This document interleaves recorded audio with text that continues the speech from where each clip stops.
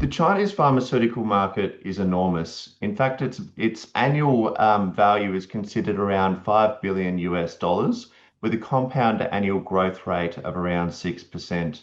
So we have obviously a large growing market. It's one that's very, very nice to have a market monopoly protection with this new granted patent. Recce Pharmaceuticals continues to expand its global intellectual property portfolio with a notice of acceptance in China for a patent for its synthetic anti-infective candidates Recce 327 and Recce 529. With me now to discuss this latest milestone is CEO James Graham. James, always good to see you. Hi, Jonathan. Good to be with you. So, talk us through this Chinese patent and what it means for that global intellectual property strategy. Yes, this is a significant step in broadening our intellectual property portfolio with now over 40 granted patents in many, if not all, of the large pharmaceutical markets. So the Chinese patent that we have been awarded here covers methods of administration, uses of the compound, so obviously for bacterial infections, viral infections, and more, plus, of course, methods of preparation or method of manufacture. So really encompassing key areas and taking our market monopolies out to 2041. And talk me through the Chinese market as well. How large is this antibiotics market?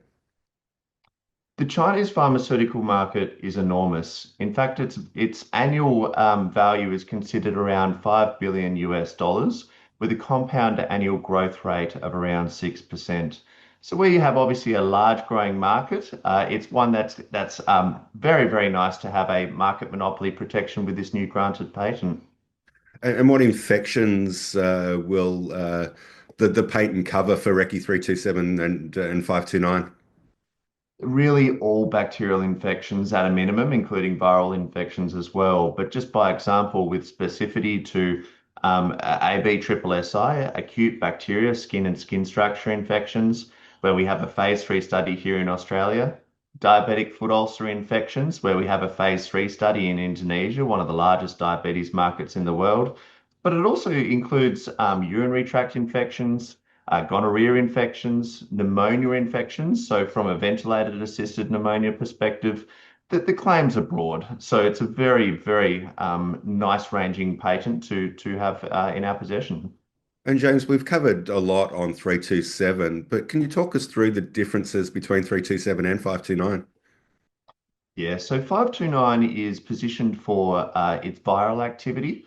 The 529 compound is based off the original principle of 327 and manufactured through a similar but different method of manufacture. It's really attracted to the proteinaceous layer of enveloped cells, enveloped viral cells, and it's through that attraction, binding, and interaction with those viral cells that we have the antiviral effect.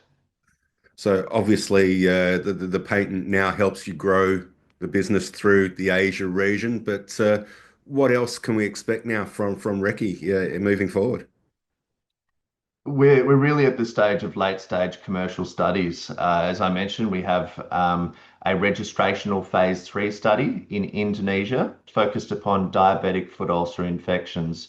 That comes also with expedited regulatory review status, and we would expect interim data with a statistically powered significance to be available Q1 of 2026. Interestingly, if you're approved in Indonesia, that data pack is applicable across the ASEAN group of countries, so a population of around 680 million people. Running in parallel to that, focused upon the US FDA, is a broader spectrum application of ABSSSI, or acute bacteria, skin and skin structure infections. We expect to announce a phase 3 there shortly, off the back of a very successful phase 2 in Australia. James, certainly always, as always, a lot to look forward to.